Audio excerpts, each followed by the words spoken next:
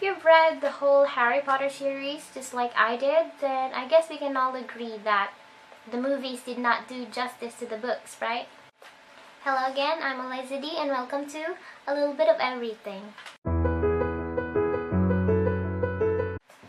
Harry Potter and the Order of the Phoenix is the longest among the books, yet it is the second shortest among the films, so we can just imagine how much scenes were omitted.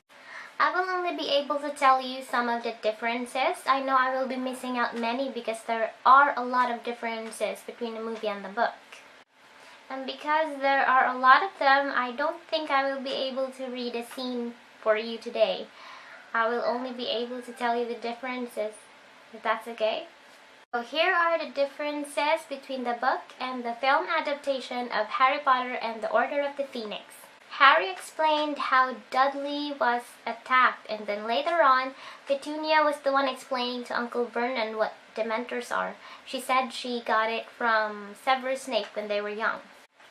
Harry received several letters for his improper use of magic against a Dementor attack and in front of a Muggle. He received 2 letters from Mafalda Hopkirk of the Ministry of Magic, a letter from Arthur Weasley, and 1 from Sirius Black. In the movie, he only received 1 letter. Petunia received a letter as well from Dumbledore, but it wasn't a letter. Actually, it was a howler saying, "Remember my last, Petunia." Bill came back to stay with his family because of his new position at Gringotts. I hated Percy Weasley on this book because this is the part where he disowned his family. He worships the ministry too much, and he said really harsh words to his father before leaving. Most of the summer was spent at number 12 Grimmauld Place at Sirius's house, and they spent it cleaning the place. It was also where the Locket of Slytherin was mentioned. There was a scene where Mrs. Weasley and Sirius had a row at the kitchen of the Grimmauld Place.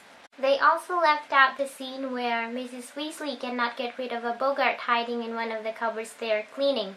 She tried really hard to get rid of it, but couldn't, because the Bogart keeps showing her bodies of her family members being dead, including Harry's.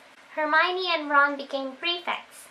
This was a big part because Harry did not become a prefect, and he started questioning Dumbledore in his mind why he didn't make him a prefect. He felt a bit good when Sirius said that he and James did not become one when they were still students at Hogwarts because they were delinquent students. Lupin, on the other hand, became a prefect. It was actually Mad-Eye who showed Harry the picture of the original Order of the Phoenix, and he did not react really good. In the movie, it was Sirius who showed it to him, and he felt really happy. Hermione and Ron stayed at the prefect's carriage on the way to Hogwarts, so Harry was not with them. Harry stayed with Ginny and Neville, and Luna too. This is where Luna was introduced by Ginny because they were at the same year. Neville can see thestrals too, like Luna and Harry. Hagrid became the teacher for care of magical creatures, where Draco kept insulting him. There was also a substitute teacher, Professor Grubbly Plank. She wasn't in the movies. Hagrid went on a vacation with Olymp Maxim to talk to the giants into helping them against Voldemort. That was where he met his half-brother, Grob. They also left out most of St. Mungo's scenes, including an encounter with Professor Gilderoy Lockhart. He wasn't so right anymore after the encounter at the Chamber of Secrets. And there was also a scene where they met Neville's parents. Professor McGonagall's class inspection with Umbridge was really epic. I loved how Professor McGonagall threw shades on her. I have so much respect for Professor McGonagall. I love her. Cho and Harry had a date at Hogsmeade. It wasn't also mentioned that Cho was jealous of Hermione. They made so many alterations on their relationship, actually. It was actually Dobby who suggested the Room of Requirement for the training of Dumbledore's army, not Neville. As I've mentioned on my video on Harry Potter and the Goblet of Fire, Hermione started a crusade called SPEW, or the Society for the Promotion of Elfish Welfare. it pushed through until this book, and she started knitting hats, socks, and scarves for the elves to collect.